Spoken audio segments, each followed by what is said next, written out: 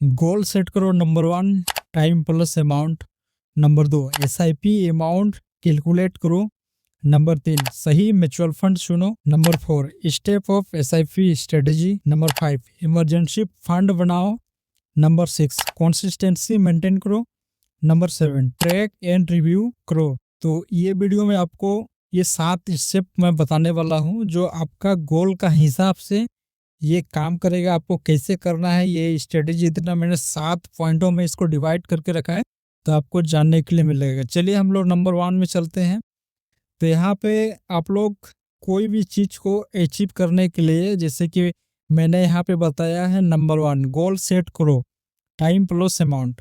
बिना किसी गोल के निवेश करना वैसे ही है जैसे पते के सफ़र पर निकलना। अगर आपको 1 करोड़ चाहिए तो सबसे पहले तो यह कीजिए कि यह रकम आपको कितने सालों में चाहिए।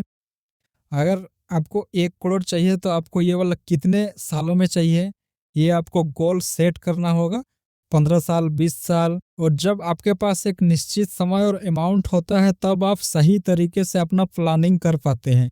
जी हाँ दोस्तों, बिना किसी गोल के आप निवेश करेंगे जैसे वैसे ही जैसे बिना पत्ते के सफर पर निकलना। जी हाँ दोस्तों, अगर आपको 1 करोड़ चाहिए तो सबसे पहले तय करना पड़ेगा आपको कितना साल के अंदर में चाहिए और कब तक चाहिए। तब आपका जब आपके पास एक निश्चित समय और अमाउंट होता है तब आपके सही तरीके से अपनी प्लानिंग कर पाते हैं। नंबर 2 एसआईपी कैलकुलेट करो। जी हाँ दोस्तों, जब आपका गोल सेट हो जाए तो एक एसआईपी कैलकुलेटर का इस्तेमाल करें। एसआईपी कैलकुलेटर आपको कैसे कहाँ से मिलेगा? आप लोग को गूगल में जाना है और वहाँ पे आपको सर्च कर लेने हैं एसआईपी कैलकुलेटर। ऐसा अगर सर्च करते हैं तो वहाँ पे आपके सामने में खुलकर सामने आ जाएगा।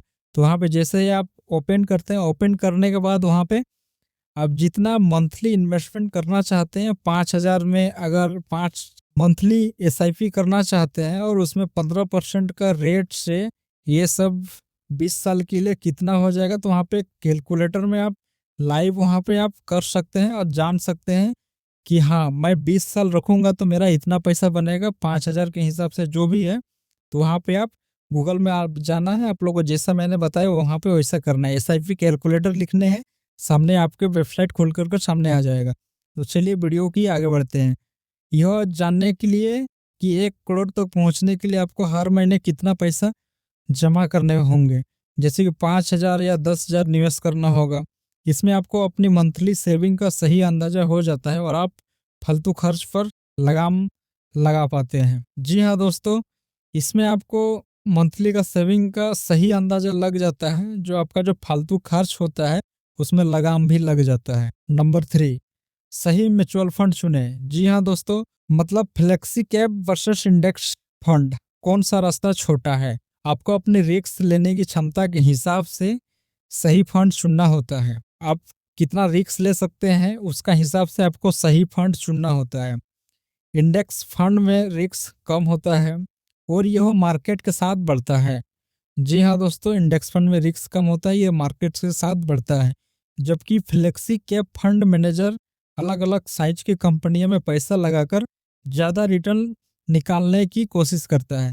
फ्लेक्सी कैप फंड में होता क्या है, इसमें जो इसका फंड मैनेजर होता है, इसमें अलग अलग कंपनियों में लगाकर ज़्यादा रिटर्न निकालने का कोशिश करता है। इसमें उसको फ्लेक्सी कैप फंड में मैनेजर को ये ऑप्शन मिल जाता है। तो इसमें बेनिफिट्स का अगर बात किया जाए तो सही फंड चुनने से पैसा सुरक्षित रहता है और आपको बेहतर रिटर्न मिलता है। Number 4 startup of SIP strategy.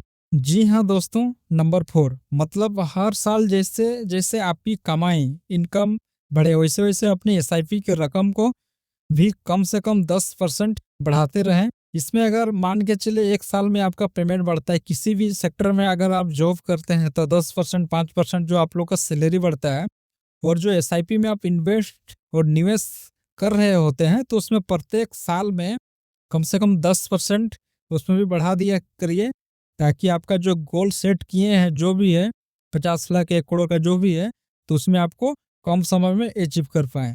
Benefits ये बहुत ही पावरफुल तरीका है। इसमें जो 1 करोड़ का गोल है अब 20 साल में पूरा करने वाले थे, वो काफ़ी कम समय में पूरा हो जाएगा अगर आप ऐसा करते हैं तो।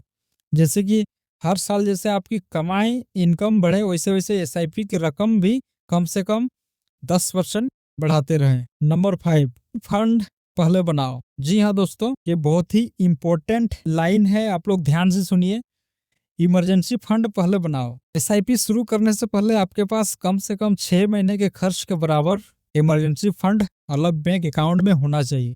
जी हाँ दोस्तों, जो भी एसआईपी में इन्वेस्ट करते हैं उनको पहले कल का डेट में अगर कोई भी हॉस्पिटलाइज हो जाता है, कुछ हो जाता है, अगर आप इमरजेंसी फंड रखते हैं तो आपको एसआईपी तोड़ना नहीं पड़ेगा। इमरजेंसी फंड का वही इमरजेंसी फंड बना हुआ रहेगा तो आपको उस जगह पे इमरजेंसी फंड काम आ जाएगा। एसआईपी शुरू करने से पहले आपके पास कम से कम 6 महीने के खर्च बराबर इमरजेंसी फंड अलग बैंक अकाउंट में होना चाहिए। जी हाँ दोस्तों, अगर कभी अचानक नौकरी छूट जाए या कोई मेडिकल इमरजेंसी आए तो आपकी अपनी चलती हुई एसआईपी को तोड़ना या बंद करना नहीं पड़ेगा।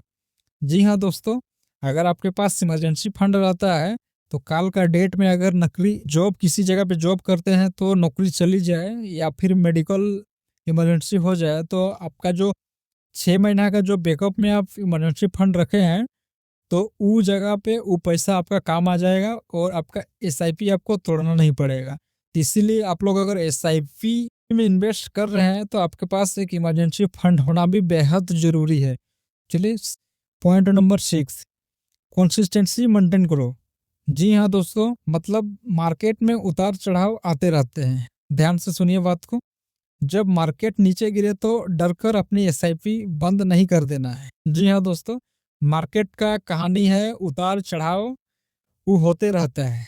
इसमें बताया जा रहा है कि आपको मार्केट को नीचे गिरे तब डर कर एसआईपी को बंद नहीं कर देना है, क्योंकि इसमें अगर लॉन्ग टर्म के लिए एसआईपी में रखते हैं तो इसमें आपको रिटर्न का मामला में अगर बात किया जाए तो डाटा के अनुसार से 12 से 15% का बीच में ही दिया गया है, जो कि आपको ये एफडी आरडी में आपको कहाँ 6 से 7% इसी का बीच में, अगर कोई सीनियर सिटीजन है तो उसके लिए थोड़ा इंक्रीज रहता है। तो यही बात है, मार्केट उतार चढ़ाव रहते हैं तो मार्केट नीचे गिरे तब डर कर एसआईपी बंद न करें। मार्केट गिरने पर आपको उसी पैसे में म्यूचुअल फंड की ज़्यादा यूनिट्स मिलती है, जिसे रुपी कॉस्ट एवरेजिंग कहते हैं। यही लॉन्ग टर्म में वेल्थ बनाने का असली सीक्रेट है।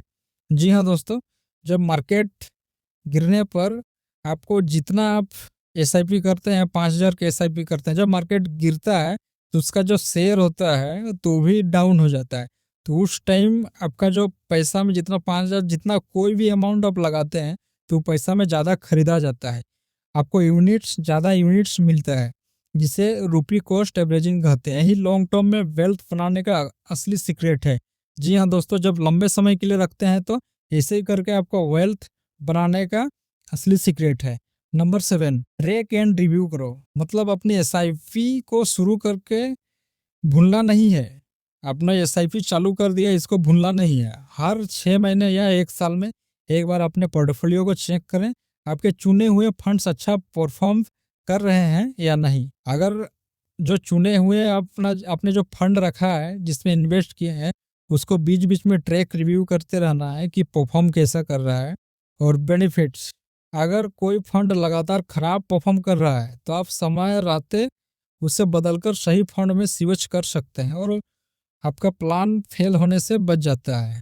जी हाँ दोस्तों, जब लगातार परफॉर्म खराब कर रहा है तो उसको स्विच करके आप अच्छा फंड में उसको स्विच कर सकते हैं और इसमें जो आपका प्लान बना के रखे हैं वो फेल होने से बच जाता है। तो दोस्तों, वीडियो कैसी लगी? वीडियो अच्छी लगी तो वीडियो को एक लाइक जरूर करें और चैनल में नए हैं तो सब्सक्राइब करें।